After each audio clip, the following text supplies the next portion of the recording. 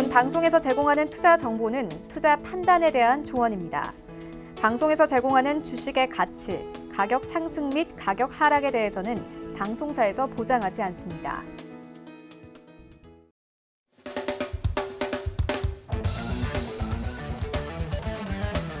자, 반갑습니다. 저는 서울경제TV에서 이제 해외 선물 기초 강의를 하고 있는 함지한 전문가라고 합니다. 자, 이번 시간에는 저희 12월 말이죠. 네, 12월 말이고 이제 2020년에 이제 끝을 향해 달려가고 있는데 이번 시간에는 특별하게 자, 2021년에 그죠? 글로벌 증시가 어떻게 이제 될 건지 간단하게 증시 대전망을 통해서 한번 알아보는 시간 가져보도록 하겠습니다. 자, 과거에는 여러분들 뭐 기술적 분석이라든가 그런 걸 좀 알려드렸지만 이번 시간에는 뭐 기술적 분석도 알려드릴 거지만요. 그러니까 전반적으로 뭐 미국, 중국, 그다음에 유럽, 그다음에 우리나라 해서 총 그 네 개 국 있잖아요. 네 개 국에서 이제 미래에 2021년에 어떻게 어떤 화두를 가지고 경기가 흘러갈 것인지 한번 분석해 보도록 하겠습니다. 넘어가겠습니다.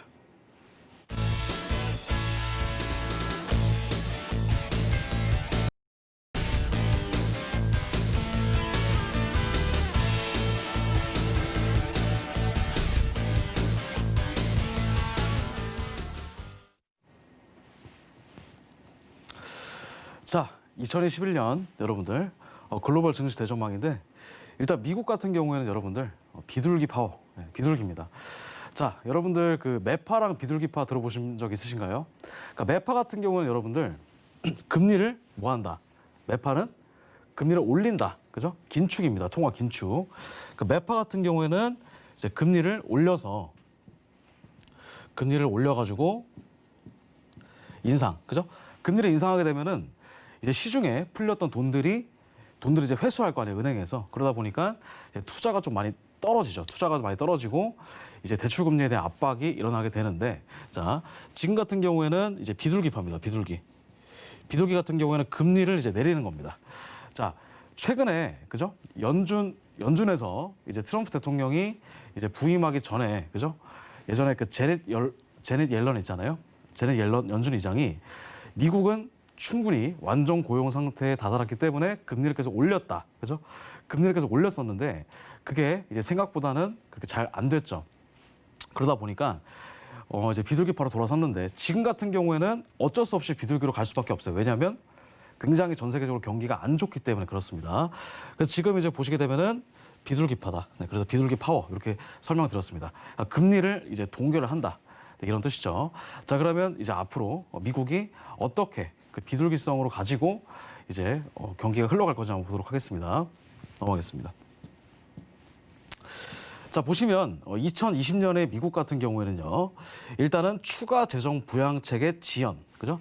재정 부양책을 한다 안 한다 계속 했다가 그죠? 결국에는 타결이 됐지만 어쨌든 좀 최근에 좀 많이 지연이 됐었습니다. 그래서 좀 이제 흐지부지하고 있다가 코로나의 재확산세로 인해서 그죠? 코로나가 계속 이제 엄청 많이 지금 퍼지고 있잖아요. 그러니까 우리나라뿐만 아니라 전 세계적으로 특히. 근데 미국은 이제 여러분들 굉장히 참담할 정도로 코로나 바이러스가 이제 미국을 삼키고 있죠.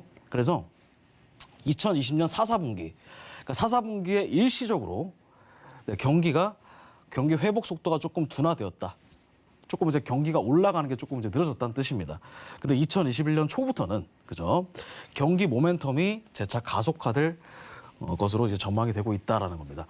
그러니까 미국 같은 경우에는 이제 일일 확진자가 거의 100만 명, 그죠? 거의 몇십만 명 이상 이렇게 나오다 보니까 최근에 이제 백신을 이제 최대한 많이 만들어서 이제 모더나라든지 아니면 화이자라든지 이제 백신을 많이 이제 들어오고 나서 이제 접종을 하고 있는데, 자, 백신이 접종이 되면서 이제 어느 정도 경기가 이제 회복이 될 거라고 좀 여러 가지 조짐이 좀 보이고 있고, 그리고 이제 미국 같은 경우에는 3월 달에 그죠?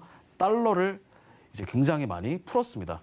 달러를 계속 이제 풀고 있고 하다 보니까 이제 거의 그 국가의 그 재정 부양책 있죠. 이게 지금 이제 드러나고 있었는데 일단 2021년에는 어떻게 될지 한번 보도록 하겠습니다. 그래서 결과적으로 봤을 때 연간 그 경제 성장률 있잖아요. 연간 경제 성장률 같은 경우에는 이제 2020년에는 마이너스 3.6%입니다. 그러니까 전 세계적으로 다 마이너스 성장률을 다 쳤다는 얘기죠. 다 마이너스였습니다. 싹 다. 그런데 이제 2021년에는 4.8%, 굉장히 큰 폭의 이제 경제 성장률을 보이고 있다. 그죠? 예상이 그렇다는 얘기입니다. 그래서 컨센서스 예상을 상회하는 그런 빠른 경기 회복세를 일단 시현할 전망이다. 이렇게 일단 보시면 되겠습니다. 자, 그러면 구체적으로 미국이 경기가 내년에 왜 튈 수밖에 없는지, 왜 이제 불경기에서 어느 정도 호황으로 이제 어느 정도 갈 수 있는 그런 근거를 한번 말씀 한번 드려보도록 하겠습니다. 일단 이건 예상이니까요. 자, 넘어가겠습니다. 자, 지금 보시면 2021년에 미국 경제의 흐름 구도를 좀 간단히 설명드리겠습니다. 자, 일단은 네 가지인데 첫 번째, 1월 말에 1조 달러 수준의 추가 재정 부양책을 시행한다는 얘기입니다. 1조 달러는 여러분 거의 1,000조입니다. 우리나라 돈으로 1,000조 원, 그죠?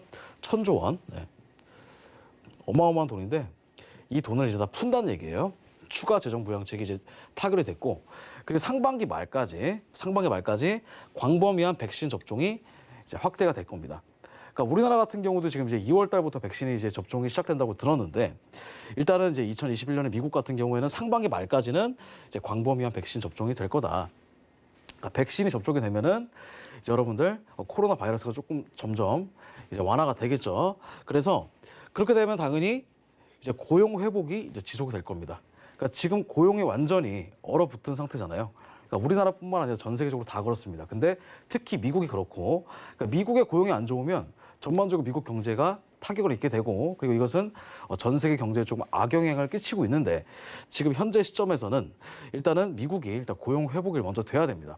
그래서 가계 저축률이 어느 정도 정상화될 거다라는 겁니다.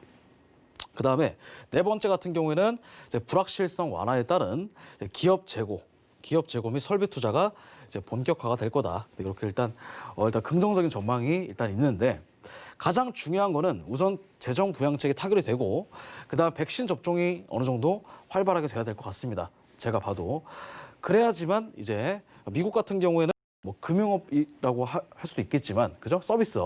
서비스업이 거의 중점이라고 보시면 됩니다. 그 서비스가 어느 정도 활발하게 진행이 돼야 되는데, 지금 같은 경우는 코로나 때문에 이제 고용이 창출이 안 되고 있잖아요. 그러다 보니까 이런 회복이 어느 정도 좀 필요하다. 그래서 불확실성이 어느 정도 완화가 돼야지만, 그죠? 미국 경제가 조금 다시 살아날 수 있지 않을까라는 생각입니다. 자, 넘어가겠습니다. 자, 그래서 미국의 경제활동 정상화가 본격화되면 어떻게 되려나, 그죠? 이걸 한번 보셔야 돼요. 자, 인플레이션 압력 또한 빠르게 정상화될 가능성이 높다는데, 자, 인플레이션이라고 하는 건 여러분들 아시겠지만, 인플레이션이란 경제 활동이 활성화되면서 자연스럽게 물가가 올라가는 현상이 바로 이제 인플레이션입니다. 자, 근데 인플레이션 압력 같은 경우에는요, 지금 계속 인플레 압력이라고 하죠. 인플레 압력이 계속 늘어나고 있기는 한데, 자, 2021년 말 기준으로 핵심 PCE, 그죠? PCE라고 하는 것은 이제 Personal Consumption Expenditure라고 해서 이게 뭐냐면, 그죠? 개인의 그 소비의 지출이죠. 개인 소비 지출 지수라고 하는 겁니다. 이게 지금은 마이너스입니다. 지금 마이너스. 왜냐하면 사람들이 다 소비를 안 하잖아요. 그죠? 소비를 안 하고 일단 고용이 안 되기 때문에 소비를 많이 안 하는 경향이 있습니다. 그래서 대부분 대체적으로 이제 소비를 많이 하는 게 뭐가 있냐면, 일단은 대체적으로 관광, 그죠? 여행. 여러분들 여행 요즘 가시는 분 계신가요? 해외여행? 못 가잖아요. 그죠? 못 갑니다. 해외여행. 왜냐하면 아예 하늘길이 막혔기 때문에. 그죠? 근데 관광 같은 경우에도 굉장히 좀 중요하고, 그 다음에 여러 가지 마트 같은 거. 그러니까 마트 같은 경우는 어느 정도 사회적 거리를 두기를 통해서 나름 이제 진행이 되고 있는데, 뭐 그런 유통이라든지, 뭐 유통, 아니면 뭐 서비스, 이런 거 같은 경우가 굉장히 이제 수축이 될 거다라는 겁니다. 그래서 지금 이거 같은 경우에는 핵심 PC, 그 인플레이션 같은 경우에는 이제 2% 수준까지 다시 이제 반등할 전망이 있다. 요거를 한번 좀 지켜보시겠습니다. 네. 자, 그래서 자 보시면, 네, 2020년 핵심 PC 지수 전망을 한번 보게 되면 내년에 다시 2%를 일단 넘을 거다. 일단 이렇게 일단 전망이 되고 있습니다. 내년에 한 2% 정도 일단 전망이 넘을 건데, 자, 과거 걸 한번 보겠습니다. 자, 그러면 과거에는 계속 이제 뭐 2% 조금 줄어들다가 다시 한번 올라가고, 그래서 요때, 그죠? 그 다음에 요때 이제 뭐가 일어났었냐면 금리 인상이 일어났습니다. 미국의 금리 인상.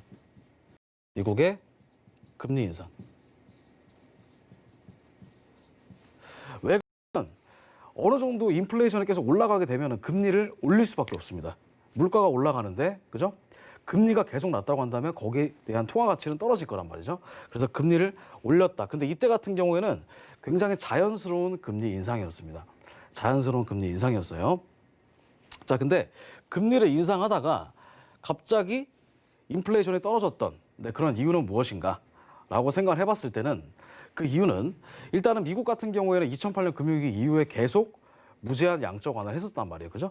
그러다 보니까 현재로서는 지금 이제 금리가 올라가다가도 이제 떨어뜨릴 수밖에 없는, 그래서 금리를 이제 동결한 거죠. 금리를 이제 동결했다라고 보시면 되고요. 그 다음에 지금 굉장히 좀 저성장률을 보이고 있다가 요때 이제 2020년 코로나, 그죠? 코로나 위기로 해서 어떻게 됐다? 완전히 경제가 곤두박질 쳤겠죠.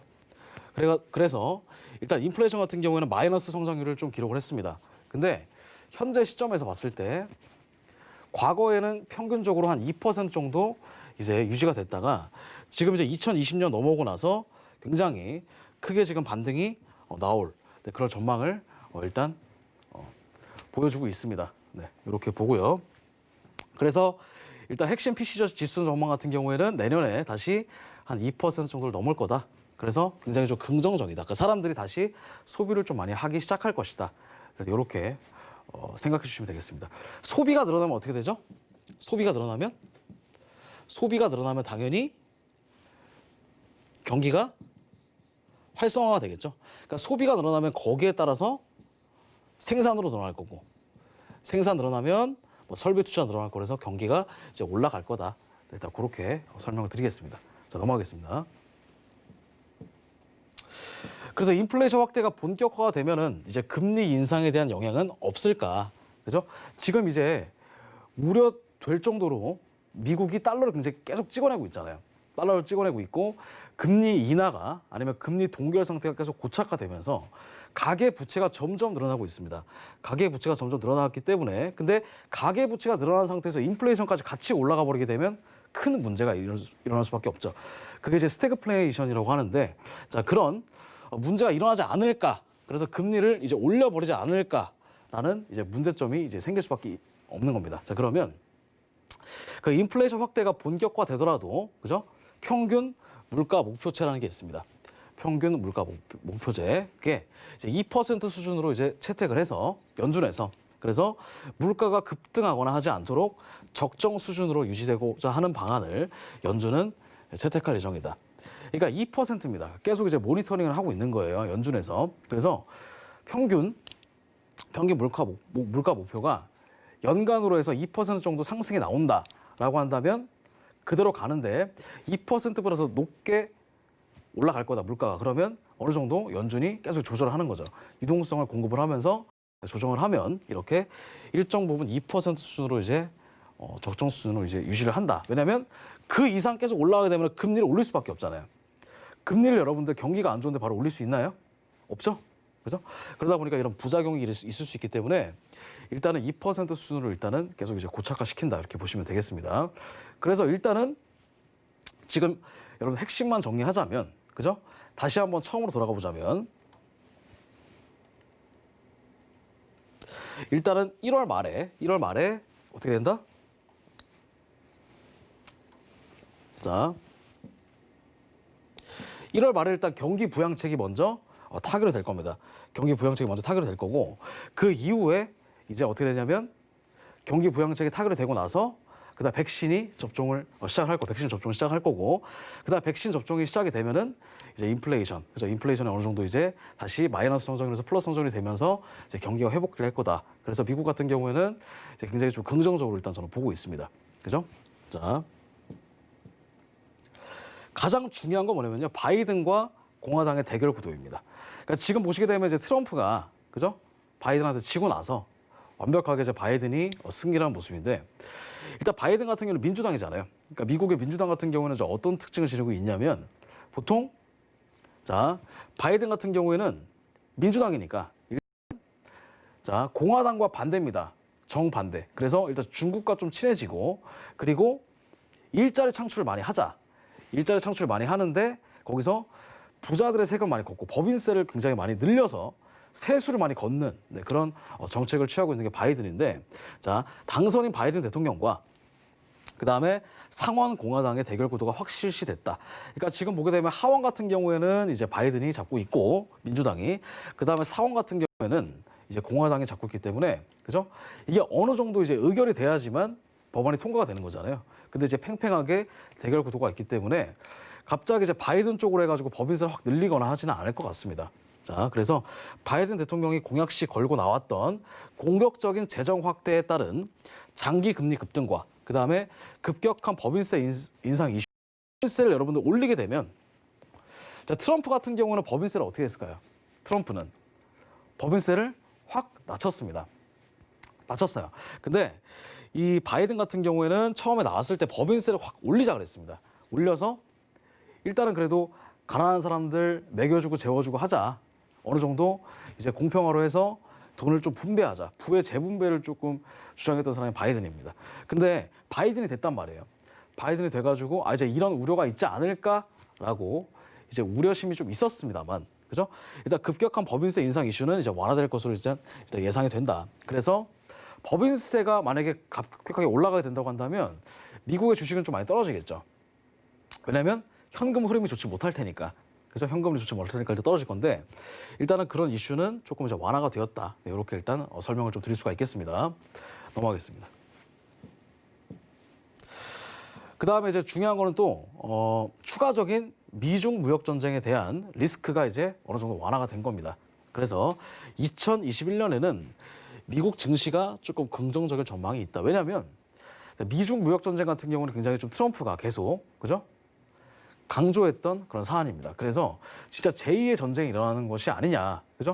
제2의, 제3의 거의 세계 대전 수준으로 이제 일어난 것이 아니냐, 그렇게 굉장히 좀 많이 우려스러웠던 건 사실입니다. 불안감도 조성을 하고, 그 트럼프 같은 경우에는 트위터 한마디에, 그죠? 나스닥이 주가 급등했다, 급락했다고 했던 게 좀 보여졌잖아요. 그런 것들이 조금 이제 많이 사람들한테 불안 요소로 조금 작용을 했었지만, 이제 바이든 같은 경우는 이제 아마 그렇지는 않을 겁니다. 그래서 이제 미국이랑 이제 중국의 무역 전쟁에 대한 것도 조금 이제 완화가 충분히 많이 될 겁니다. 충분히 많이 돼서 이제 2021년에는 미국 증시가 조금 긍정적인 전망이 있다. 네, 일단 이렇게 설명드릴 수가 있겠습니다. 자, 보겠습니다. 그래서 이제 US 인덱스로 본 미국 달러 전망을 조금 보자고 한다면, 일단 약달러입니다.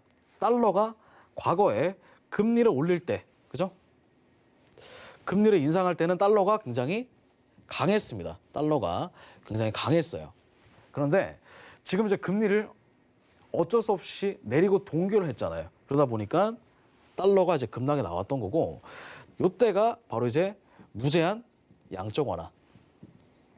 무제한 양적 완화가 있었던 시기입니다. 이때가 달러가 좀 큰 폭으로 많이 떨어지고 있는데, 지금 보시게 되면은, 자, 2014년부터 유지되고 있던 대추세선 있죠. 대추세선. 이거는 거의 한 8년에서 7년 정도 유지됐던 큰 추세선입니다. 근데 그 추세선을 아예 아래쪽으로 뚫고 내려버렸어요. 이 말은 무슨 말이냐면, 조만간 대추세가, 달러가 이제 진짜 본격적인 하락 추세가 나올 수도 있겠구나.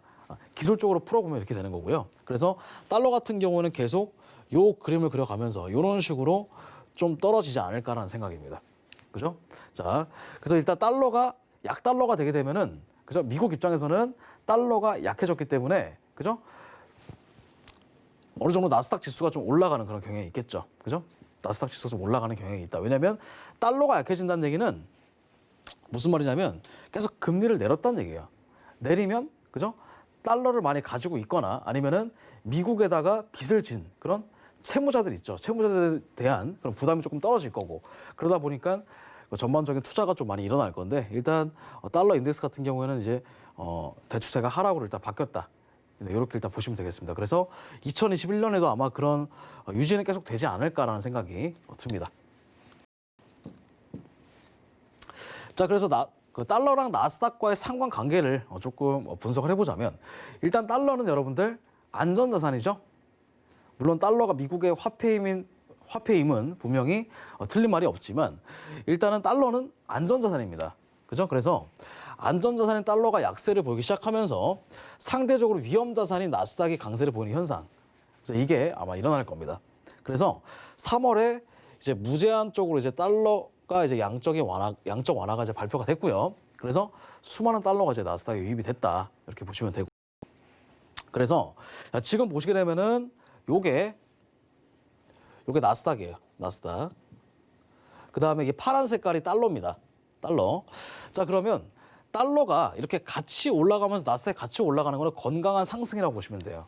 건강한 상승. 그죠? 달러가 강세를 보이면서. 그러면 달러가 강세를 보인다는 얘기는 미국이 금리를 올렸다는 뜻이잖아요. 그죠? 미국이 금리를 올렸다. 미국이 금리를 올린다는 얘기는 전반적으로 미국에 대한 미국 경제가 호황이다. 호황이기 때문에 올린 겁니다. 그죠? 달러 가치가 올라간 거예요. 그러다 보니까 나스닥 지수가 같이 올라갔던 겁니다. 여기서. 그죠?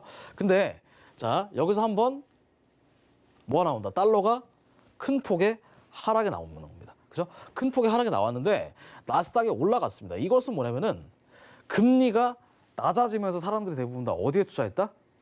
주식에 돈이 다 몰렸다는 얘기입니다. 주식에 돈이 다 몰렸다.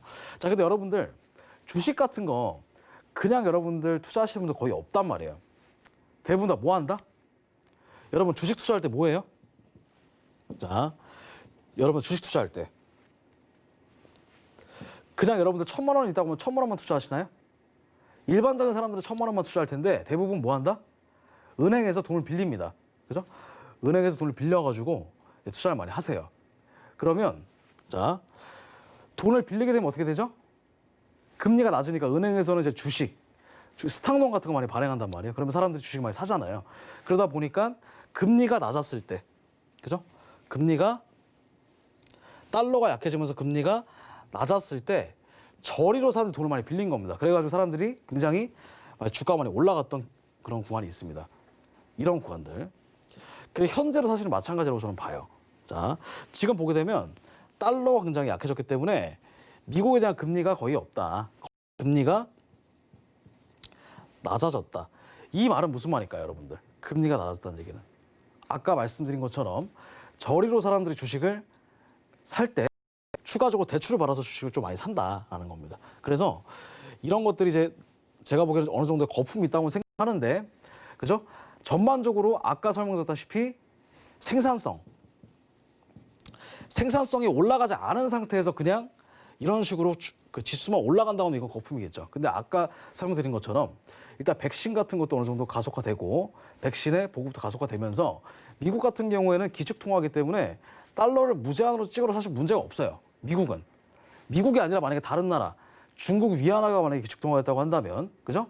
미국이 아무리 기축통화가 아니잖아요, 그죠? 아니기 때문에 달러를 무제한으로 찍고 문제가 있을 수 있습니다. 근데 미국 같은 경우는 달러가 기축통화이기 때문에 사실은 무제한 찍어도 상관이 없다. 그래서 그런 무제한으로 달러를 찍어서 일단은 경기 부양책이 타결이 되면은 전반적으로 가계가 활성화가 되는데, 이거 같은 경우에는 지금 생산성도 어느 정도 확보가 되면서 일단은 금리가 낮아진 상태에서 올라가고 있다. 이렇게 보시면 돼요. 그래서 지금처럼 달러가 올라가면서 나스닥까지 같이 올라간다. 이런 구간 같은 경우는 어떻게 생각하시면 되냐면 전반적인 금리가, 그죠? 경제 성장률이라든지 그런 게 올라가면서 이게 바로 건강한 상승입니다. 건강한 상승. 그죠? 건강한 상승인데 달러가 어느 정도 약해지면서 달러가 과도하게 약해지면서 나스닥이 올라가는 거는 금리가 굉장히 좀 낮기 때문에 사람들이 이제 어떻게든, 그죠? 투자를 해보려고 사람들이 많이 좀 몰리는 그런 경향이 좀 있다는 거. 이걸 좀 먼저 설명을 좀 드렸습니다. 아시겠죠?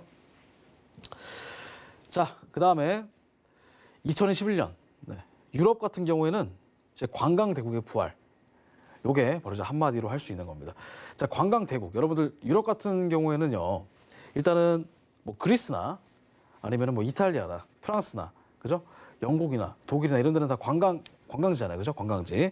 그래서 유럽 같은 경우에는 최근에, 그죠? 코로나 때문에 사람들이 여행을 많이 못 갔기 때문에 굉장히 관광 대국으로서의 뭔가 이미지가 많이 실추가 됐었습니다. 근데 이제 어느 정도는 그걸 회복을 하려면 일단은 코로나 백신이 조금 많이 도입이 돼야 돼요. 도입이 돼서 이제 사람들이 좀 많이 예전처럼 그런 코로나가 없는, 마스크가 없는 그런 삶을 찾게 되면은 조금 이제 미국뿐만 아니라 유럽 같은 경우도 좀 많이 올라갈 건데, 일단 유럽 같은 경우에는 관광 대국이 좀 이제 부활이 될 거다. 그 이유는 자 보겠습니다. 일단은 2021년에 유로존의 경제 성장률이 컨센서스 전망이 5.3%였습니다. 과거에 5.3%였는데 자, 그것보다 훨씬 더 높은 6.1%를 기록할 것으로 일단 예상을 하고 있다. 자, 미국 같은 경우도 굉장히 좀 높은데 유로존 같은 경우는 훨씬 더 높죠. 경제 성장률이. 왜냐하면 일단 유로존 같은 경우에는 과거 그죠? 22 중앙은행에서 계속 그죠? 부실 채권을 매입을 했고 그죠? 부실 채권을 매입을 했고 그다음에 금리를 계속 저리로 이제 동결을 시키면서 나름대로의 그죠? 나름대로의 이제 부실 채권을 매입을 하면서 유로화에 대한 가치를 어느 정도 안정을 시키고 그죠? 계속 재정 부양책을 이제 내놨었습니다. 그래가지고 이제 어느 정도는 유럽이 다시 한번 생산성이 어느 정도 올라가는 모습 보이는데 자. 첫 번째로 2020년에 4, 4분기에 봉쇄 조치가 있었습니다. 근데 이거는 이제 경제적 락다운이 아니라 사회적 락다운이다. 이게 무슨 말이냐면 자, 경제적 락다운 같은 경우에는요. 아예 진짜 경기가 완전히 무너져가지고 이제 아예 락다운 시켜버린 건데 사회적 락다운 같은 경우에는 그거예요. 그냥 코로나 바이러스 때문에 락다운을 시켰던 겁니다. 그래서 이거는 조금 이제 의미가 좀 다른 거고요. 그래서 EU 리커버리 펀드 이게 뭐냐면 구조기금입니다. 구조기금. 근데 22의 추가 부양책 패키지. 그래서 이게 유로존의 정책 모멘텀을 좀 지지를 하고 있다. 이겁니다. 일단은 유로 같은 경우에는 여러분들 아시다시피 한 국가가 아니라 유럽의 전반적인 모든 국가들을 다 통칭해서 말씀해드리는 거잖아요. 그죠? 유로존 같은 경우에는. 그래서 20의 추가 부양책 패키지가 굉장히 중요합니다. 그리고 구조기금. 이게 굉장히 중요해요. 그러니까 아까 이제 미국 같은 경우에도 추가 재정 부양책을 타결했다고 했잖아요. EU도 마찬가지입니다. 그래서 이런 펀드들이 굉장히 좀 많이 들어와서 그러니까 완전히 지금 이제 옛날에 뉴딜 정책처럼 그렇게 좀 진행을 하고 있다 보시면 되고요. 그래서 3번 같은 경우에는 이제 백신 접종이 이제 본격화가 되고 있습니다. 그래서 관광 의존도가 상대적으로 높은 유럽이나 특히 남유럽 국가들을 중심으로 조금 빠른 경기 반등을 예상하기 때문에 그렇다. 근데 중요한 건 제가 보면은 일단은 서비스, 그죠? 서비스가 어느 정도 올라가고 그래야지 일단은 뭐가 창출이 된다. 일단 고용이 좀 창출이 될 것 같습니다. 근데 일단 남유럽 같은 경우에는 거의 대부분 다 관광이란 말이에요. 거의 100% 거의 다 관광이라고 보시면 되는데 자 일단 사람들이 여행을 많이 좀 해야 되잖아요. 그래서 여행을 많이 하려면 일단 백신이 좀 많이 도입이 돼야 된다. 그래가지고 진짜 코로나 위험 없는 그런 세상이 되면 다시 한번 좀 크게 반등이 나올 건데 일단은 지금 2020년에는 완전히 다 죽었습니다. 유럽이. 어쩔 수 없이. 왜냐하면 사람들이 여행을 가고 싶어도 못 가고 오고 싶어도 못 오니까. 근데 2021년에는 이제 어떻게 될지 모르겠지만 코로나가 이제 완벽하게 풀리게 되면 이제 2021년에 희망사항이지 사실은. 그죠? 희망사항인데 풀리게 되면 좋겠죠. 근데 풀리게 되면은 이제 남유럽 국가들을 중심으로 빠른 경기 반등이 나올 거다. 일단 그렇게 설명드립니다. 왜냐하면 일단은 이번에 리커버리 펀드 있죠. 요거랑 그다음에 추가 부양책 요게 가장 큰 키포인트다. 이렇게 보시면 되겠습니다. 자, 넘어갈게요. 특히 이제 2021년 1월부터 투자 집행을 목표로 하는 EU 리커버리 펀드, 그러니까 경제 회복 기금이죠. 구조 기금. 요거는 친환경 및 디지털 분야에서 일자리와 유효 수요를 창출할 것이다. 이렇게 일단 제가 써놨습니다. 친환경이나 디지털 분야 같은 경우에는요, 굉장히 많죠. 특히 이제 디지털 같은 경우에는 최근에 이제 AI라든지 아니면 요즘에는 좀 언택트 시대잖아요. 그러다 보니까 그런 관련된 일자리를 좀 많이 창출할 거다. 그리고 이제 유효 수요가 이제 나오게 되면 이렇게 되면 일단 뭐가 나오는 거예요? 일자리가 늘어나면 당연히 고용이 늘어날 겁니다. 고용이 늘어나게 되면 경기가 어느 정도 회복이 될 겁니다. 경기가 어느 정도 회복이 되면서 이제 시장이 좀 활발하게 조금 이제 경기 구도가 좀 잡힐 거다. 일단 그렇게 일단 저는 생각을 하고 있습니다. 자, 그래서 ECB, 그러니까 ECB 같은 경우에는요, 유로피안 센트럴 뱅크의 줄임말이죠. ECB, 유럽 중앙은행. ECB 역시 2020년 12월에 회의에서 통화정책조합의 효과를 극대화시키는 종합부양 패키지 발표를 통해서 자산 매입 프로그램이 뭐냐면요. 자, 이거 모르시는 분들이 많은데 자산 매입 프로그램 같은 경우에는 부실 채권을 매입을 하는 거예요. 부실 채권 매입. 그죠? 예를 들어서 자, 유로 같은 경우에는요. 유로 같은 경우에는 아까 22에 그 중요한 국가가 독일입니다. 독일. 근데 뭐 이탈리아라든지 뭐 스페인이라든지 뭐 그런 나라 있잖아요. 뭐 그리스라든지 그런 나라에 대한 그 국가의 채무를 대신 탕감시켜 주는 겁니다.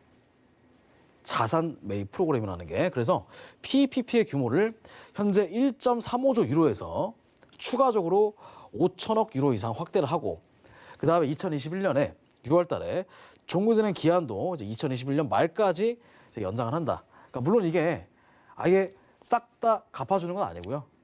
미리 갚아주는 겁니다. 왜냐하면 이제 여러분들 디폴트 선언을 할 수 있기 때문에 그걸 미리 방지하고자 이렇게 일단 하는데 일단 2021년 6월 종료의 기간도 말까지 연장을 시키고요. 그다음에 재투자 기간 역시 현재 2022년 말에서 2023년 말까지 연장할 것으로 전망한다. 그러니까 이건 무슨 말이냐면 그러니까 유럽 같은 경우나 아니면 아까 설명드렸던 미국 같은 경우에는 국가적으로 국가 주도로 해서 다 모든 것들이 이루어지고 있다라는 겁니다. 그죠? 근데 일단 유럽 같은 경우에는 일단 ECB 중앙은행이 그죠? 그렇게 그런 컨트롤 타워의 역할을 하고 있다. 이렇게 보시면 되겠습니다. 그래서 일단은 자산 매입 프로그램을 통해서 일단 규모를 좀 많이 확대를 시키면 그죠? 나름대로 이제 전반적인 좀 힘들었던 그런 것들이 좀 이제 풀리지 않을까라는 게 좀 제가 보는 관점입니다. 자, 그렇다면 유로존 민간 소비는 어떨까? 네, 일단 이렇게 설명드릴 수 있겠는데 민간 소비 같은 경우는 우리가 쓰는 소비를 말씀드리는 거예요. 유로존 민간 소비는 기저효과와 그다음에 2차 락다운 조치로 인해서 2021년 1Q, 그러니까 1, 4분기까지 다소 더딘 회복이 조금 있을 수가 있다는 겁니다. 그래서 미국과 중국에서 이제 인벤토리 리스타킹이라고 해서 이게 뭐냐면 재고 재투자. 그래서 이게 이제 본격화되면서 제조업 생산의 회복 추세가 강화될 것으로 예상하고요. 그다음에 이후에 상반기 말까지 그러니까 백신 접종이 보다 광범위하게 확대되면서 이제 하반기로 갈수록 서비스업 부분이 앞선 제조업 회복을 좀 빠르게 캐치업할 것으로 이제 전망을 한다. 자, 제가 좀 쭉 써놔서 다시 한번 설명을 좀 드리면, 자, 일단은 미국과 중국에서 이게 뭐냐면 그 재고 있잖아요. 그러니까 그죠? 재고 같은 경우는 어느 정도 생산이 계속 이제 많이 일어나게 되면 재고가 이렇게 쌓일 거란 말이에요. 그죠? 재고를 계속 이제 소진되기 전까지 계속 놔두는 겁니다. 생산하지 않고. 그죠? 그러다가 이게 본격화가 되면서 제조업 생산의 회복 추세가 강화될 것이다. 그러니까 왜냐면 소진이 되면 빨리 소진될 거 아니에요. 그러다 보니까 제조업 생산이 어느 정도 이제 일어날 거다라는 겁니다.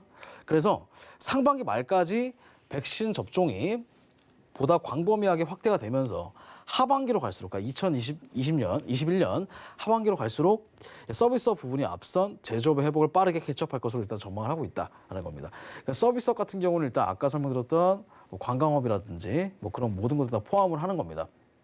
그래서 일단은 어느 정도 설비 투자가 이루어지고 나서 그죠? 그런 것들이 활성화되면은 그죠? 나중에 이제 제조업의 회복은 어느 정도 서비스업이 나중에 따라오게 될 거다. 그래서 유로존에 대한 그런 경기가 조금 이제 많이 풀릴 거다. 네, 그렇게 일단 설명을 좀 드리고 있습니다.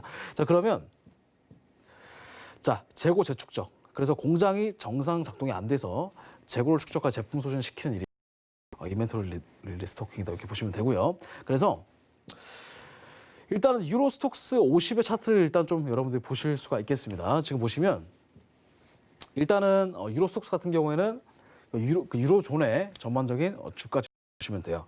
자, 이때가 언제냐면요. 이때가 이제 코로나 쇼크 때, 그죠? 코로나 쇼크 때 특히 유럽이 좀 많이 타격을 많이 받았어요.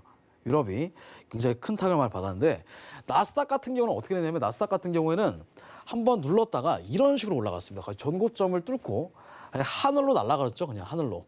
우주로 날아갔었죠. 코스피도 마찬가지로. 코스피도 한번 찍고 전고점을 뚫고 지금 올라가고 있는데 지금 유럽 아직 전고점을 이탈하지 못했습니다. 왜냐하면 유럽 같은 경우에는 현재 영국에서 지금 변종 바이러스도 일어났고 그래서 전반적으로 경기가 많이 좀 흔들리고 있는 상황이에요. 현재 일단 다시 한번 큰 하락에 맞서 이제 반등이 좀 어느 정도 일어나긴 했었지만은 근데 아직까지는 상승 추세입니다. 그래서 아까 설명드렸다시피 그 유럽에 대한 추가 부양책이 어느 정도 활성화가 된다. 그죠? ECB에 대한 자산 매입 프로그램이 어느 정도 활성화되면은, 그죠?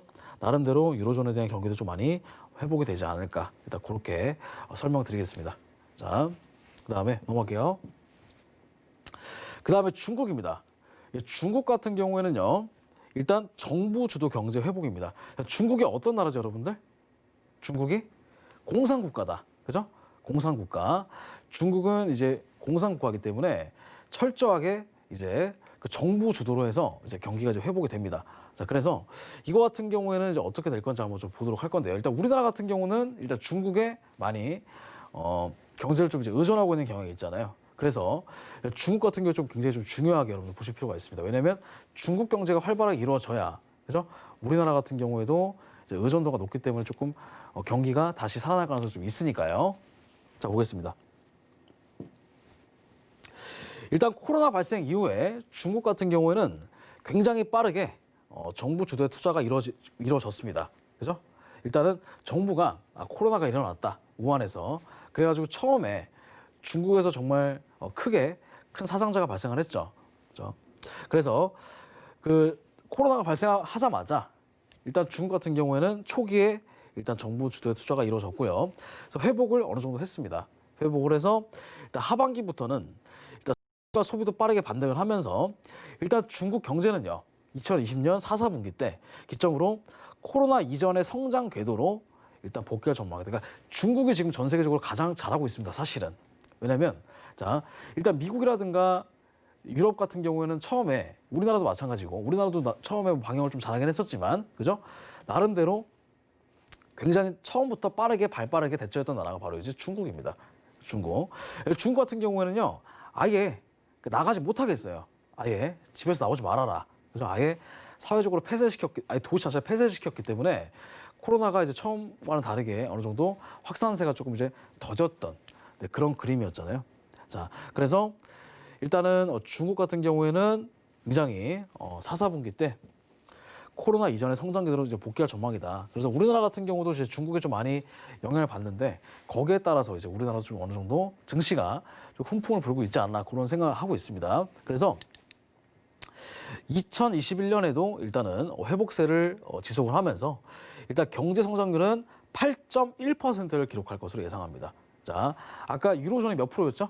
유로존이 아까 6.3%였죠. 그것도 이제 컨센서스인데 이거 같은 경우는 컨센서스긴 해요. 근데 8.1%다. 그러니까 엄청난 그런 성장이죠. 그래서 2020년 성장률 급락의 기저 효과가 있었습니다. 그러니까 이게 뭐냐면 기저 효과라고 하는 것은 코로나라든지 어떤 특정 사태에서 갑자기 나왔다가 다시 한번 이렇게 반등이 나오는 걸 기저 효과라고 합니다. 그죠? 우리나라도 마찬가지고 중국도 마찬가지고 유럽도 마찬가지고 전 세계도 다 그랬잖아요. 그죠? 그래서 그 이외에도 그 중국 정부의 정책 혹은 대외 환경의 변화도 중국 경제에 우호적으로 일단 전환을 할 수가 있고요. 그리고 2021년은 일단은 내수 중심 성장 전략 중심으로 해서 가시적인 성과를 달성하기 위한 적극적인 정책이 일단 예상이 된다라는 겁니다. 자, 그래서 내수 중심 성장 전략 중심. 그러니까 수출이지만 중국도 그죠? 일단 내수를 먼저 집중하자는 얘기입니다. 중국이. 그래서 나름대로 내부적으로 좀 가시적인 성과를 좀 이뤄보자라는 겁니다. 그래서 규제 완화라든지 아니면 소비세율 인하라든지 그런 것들을 통해서 법인세율 인하랑 거의 비슷하다 보시면 돼요. 그래서 통해서 소비 확대와 신형 혹은 환경 인프라를 중심으로 투자 증가 예상이 된다. 그러니까 이 말은 뭐냐면 그러니까 중국 같은 경우에도 이제 과거에 조금 이제 비싼 돈이 좀 많은 사람들은 좀 비싼 세금을 좀 이제 많이 걷었는데 일단 이런 규제가 좀 어느 정도 완화가 되면서 소비세율 인하도 일단 진행을 할 거고. 일단 과거에는 중국이 수출을 못해서 안 달랐었잖아요. 근데 이제 조금 바뀌었다. 그래서 일단 중국 같은 경우에도 일단 안쪽을 먼저 걸어 잠그고 그 다음에 이제 외부한테 이렇게 영향을 끼친다. 그래서 그렇게 보시면 되겠습니다. 그래서 일단 중국 같은 경우는 어느 정도 나는 긍정적으로 저는 생각을 합니다. 아시겠죠? 그래서 일단은 대외적으로 봤을 때는 일단은 바이든 당선으로 해서 그러니까 바이든이 당선됐잖아요. 그죠? 그래서 미국과의 무역 갈등 악화 추세가 그죠? 다소 완화가 돼. 이게 정말 큰 이슈입니다. 사실은. 그러니까 바이든이 만약에 당선이 안 됐다고 했다면 정말 중국도 굉장히 좀 힘들었을 수도 있어요. 왜냐하면 트럼프가 그죠? 정말 어디로 튈지 모르는 사람이기 때문에 그렇습니다. 그리고 이제 무조건 미국 우월주의 그런 사상을 이제 가지고 있는 사람이 트럼프였잖아요. 그런데 일단은 바이든 같은 경우에는 이제 민주당 출신이기도 하고 그러다 보니까 이제 중국과의 어느 정도의 긴장이 조금 이제 완화가 될 가능성이 좀 있다라는 거. 그래서 미국과의 무역 갈등 그다음에 그런 것들이 악화 추세가 좀 다소 이제 완화가 될 거다. 그래서 글로벌 경제 성장률이 그죠 5.8%에 달할 것으로 일단 예상이 됨에 따라서 수출도 거의 한 2자릿수 이상 증가할 것이다. 일단 이렇게 일단 설명을 좀 드려보겠습니다. 자, 일단은 이게 가장 큰 이슈입니다. 그러니까 미국 그다음에 중국의 미중 무역 전쟁, 미중 무역 전쟁이 거의 이제 이런 이슈가 많이 없어졌다. 완벽하게 없어진 건 아니지만 그래도 나름대로 정말 크게 완화가 됐다. 이렇게 일단 보시면 됩니다. 그래서 중국 같은 경우에도 굉장히 좀 과거에 미국의 트럼프의 눈치를 굉장히 많이 봤습니다. 근데 이제는 어느 정도 이제 눈치를 이제 안 봐도 사실은 상관이 없는 그런 상황까지 이제 오지 않았나. 그래서 중국 같은 경우 재투자를 좀 많이 하고 그러다 보니까 미국과의 사이가 어느 정도 우호적인 관계가 되면 조금 이제 전반적으로 좋지 않아질까. 경기가 내수든 수출이든 그렇게 보시면 됩니다. 자, 지금 차트를 보시게 되면 이게 뭐냐면 달러 위안화 차트입니다. 달러 위안화 차트 이거 보시면 과거에는 자 이게 달러입니다. 강달러, 강달러 지금 보시면 지지선이죠. 이때부터 계속 올라갔습니다. 달러가 왜냐하면 이때 뭐가 있었기 때문에 미국에 뭐가 있었죠? 금리 인상도 있었죠.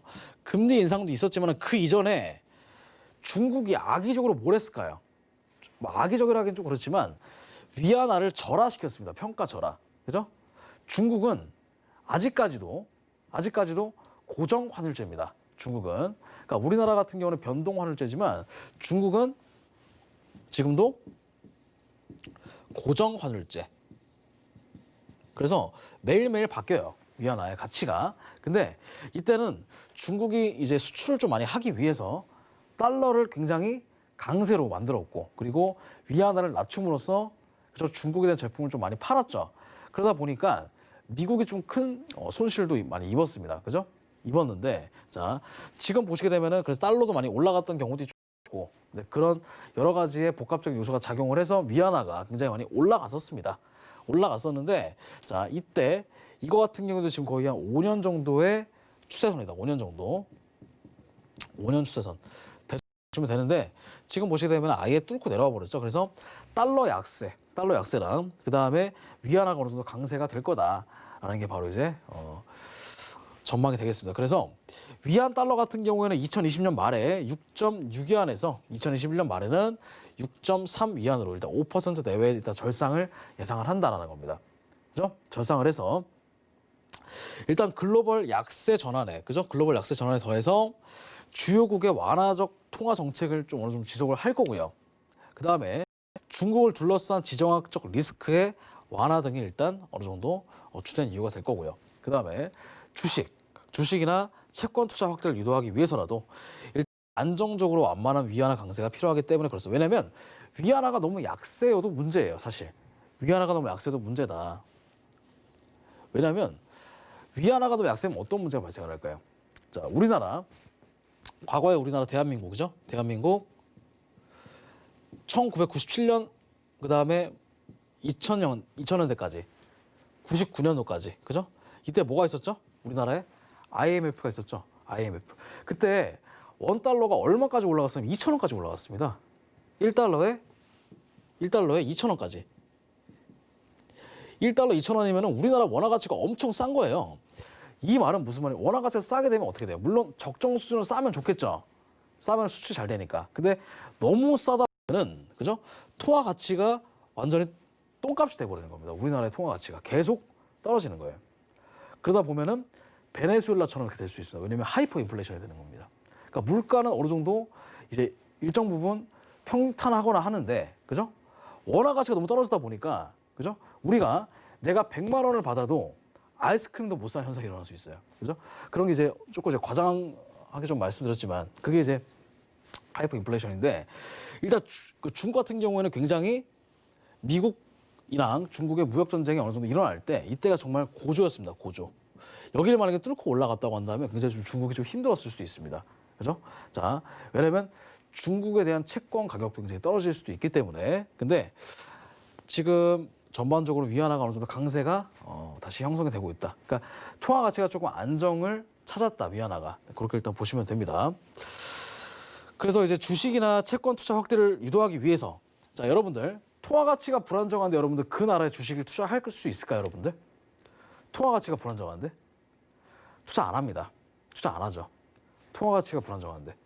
우리나라의 통화 가치가 갑자기 막 1달러에 막 1,800원, 1달러에 막 400원, 500원 이렇게 올라가거나 떨어지는 걸 한다고 한다면 불안정하다면 여러분들 해외에서 외국인들이 우리나라 입장에 설비 투자를 할 수 있을까요?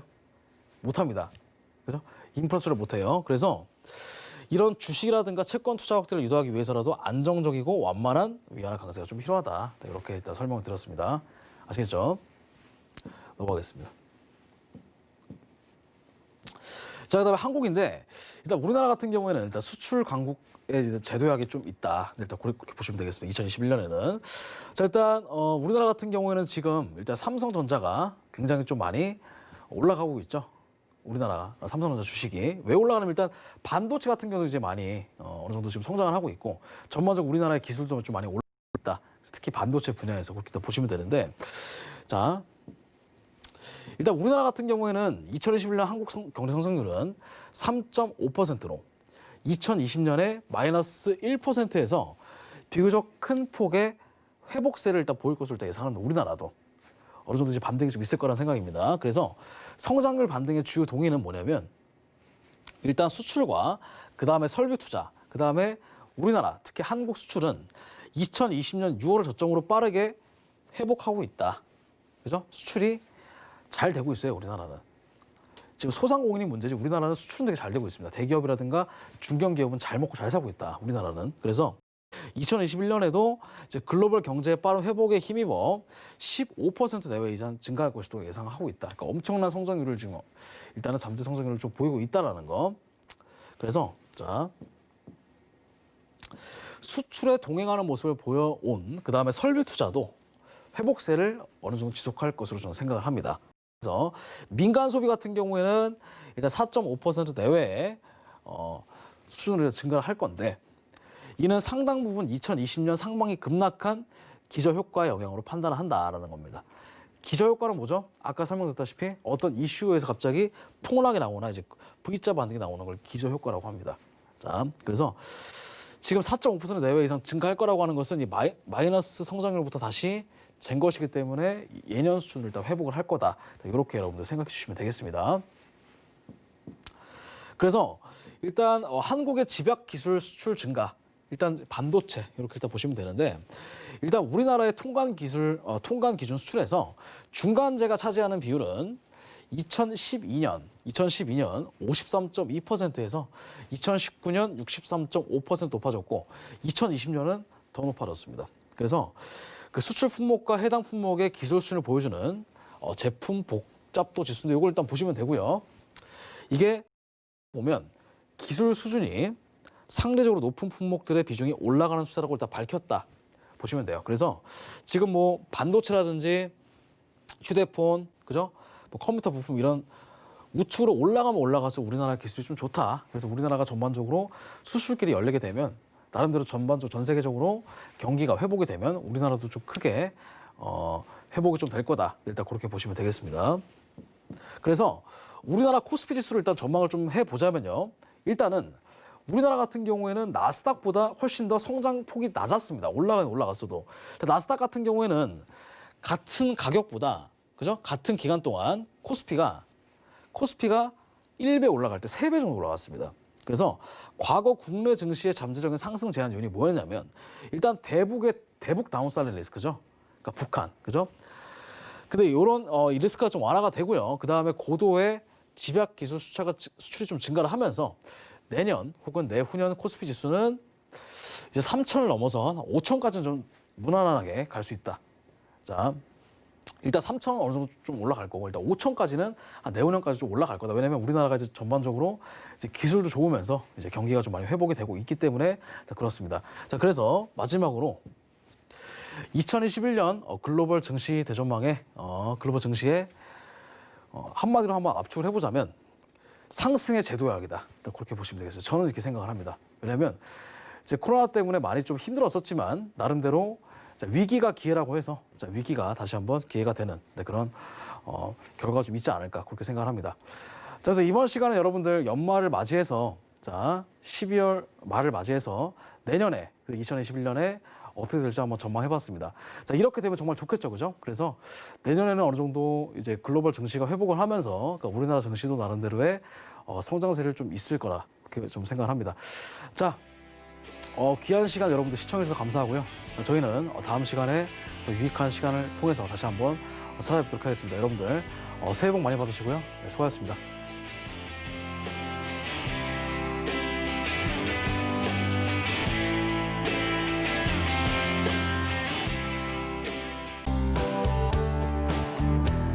본 방송에서 제공하는 투자 정보는 투자 판단에 대한 조언입니다.